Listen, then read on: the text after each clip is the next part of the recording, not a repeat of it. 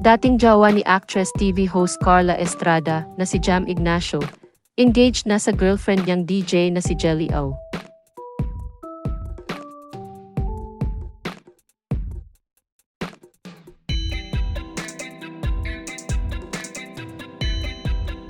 Engaged na ang dating jowa ni Carla Estrada na si Jam Ignacio at ang girlfriend nitong si Jelly O.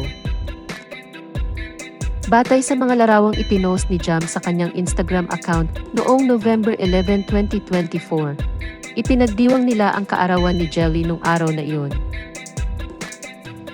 Sa kalagitnaan ng pagdiriwang nila ay nagpropose na si Jam kay Jelly. Ibinahagi rin ni Jam ang larawan nilang naghahalikan at naka-highlight rin ang kamay ni Jelly na suot ang kanyang engagement ring. Sabi sa caption ng kanyang post, "Hon, happy birthday. Happy ako kasama kita sa special day mo, kasama mo na ako every year. Tanggal na yung sumpa, naging triple celebration tayo. Basta mahal na mahal kita. I love you." Kaya naman nag-comment si Jelly sa social media post ng kanyang jowa. Komento niya, "Thank you, Hon. I love you."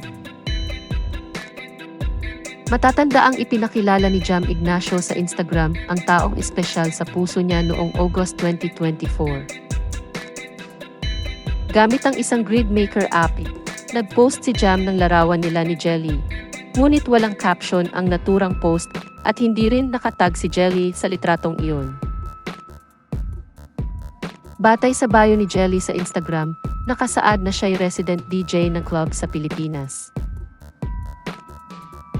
Samantala, hindi pa nagsasalita sina Carla at Jam tungkol sa hiwalayan nilang dalawa. Ayon kasi sa ulat ng pet.ph noong July, hindi na nakafollow sa isa't isa sina Jam at Carla sa Instagram at burado na rin ang mga larawan nilang dalawa sa kani-kanilang social media accounts.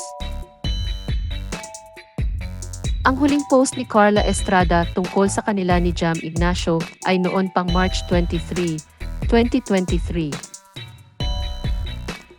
Sa ulat ng Manila Bulletin noong April 2023, sinabi ng TV host sa isang panayam na hindi niya na masyadong pinag-uusapan ang love life nila sa publiko. Anya, nakakahiya na yun yung pinag-uusapan natin. Feeling ko kasi ang tanda ko na. Sorry ha. Alam niyo naman ako, di talaga komportableng pag-usapan ang aking buhay pag-ibig. Itago na lang muna natin siya sa likod ng mga kamera.